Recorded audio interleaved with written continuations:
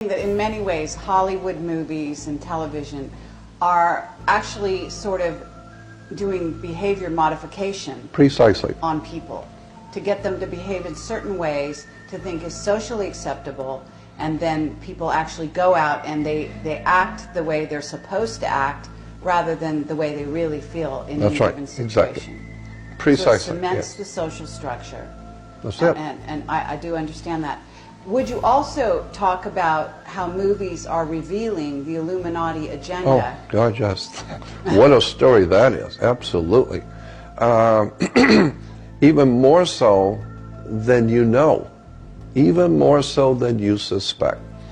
I have been looking at one subject for, well, since 1967.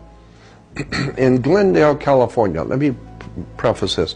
In Glendale, California, in 1967, I was researching communism for a lecture I was going to give, and I went to a World Book Encyclopedia, and there was a picture of the national coat of arms of the Soviet Union and the Soviet flag. And that was in 67. Well, I started speaking to small little groups in 60. So for 7 years I'd already been talking to little mom and pop groups and little library rooms and all that, and little bookstores and all that kind of thing. But it was in 67 that I came across a symbol which was the national coat of arms of the Soviet Union.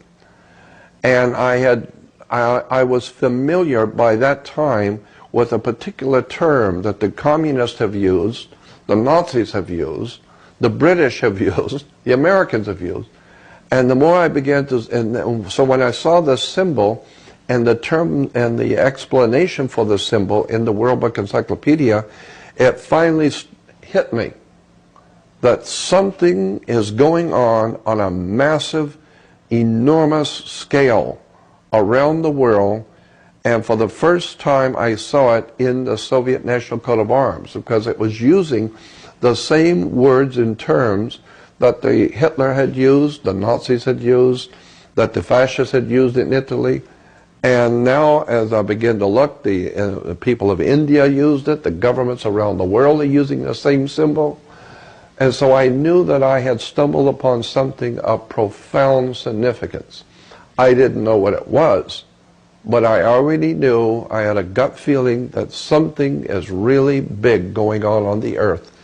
And the Soviet National Coat of Arms was what triggered my catching it. When you talked about the symbols there, that reminded me how much of your work is about the interpretation of symbols.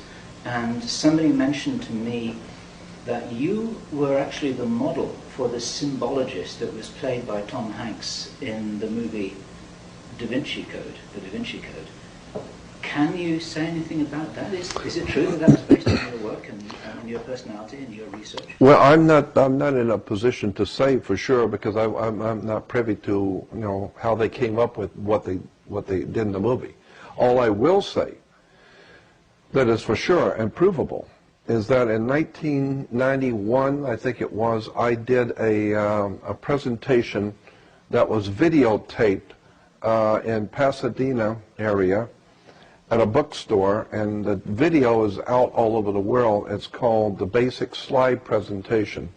And in that was back in 1991, Pasadena, I was introduced as an expert on secret societies and occult emblems and symbols of religion and government. And I walked up onto the stage, and it was a slide presentation that I was doing. And so I had the slide projector on, and the slide that was being projected on the screen, I left it on, even before I started, just to have a picture for people to see when they came in. So the slide projector was already on, and the picture that was on the screen was the back of the dollar bill, the pyramid on the back of the dollar bill. And when I walked up onto the platform, I walked in front of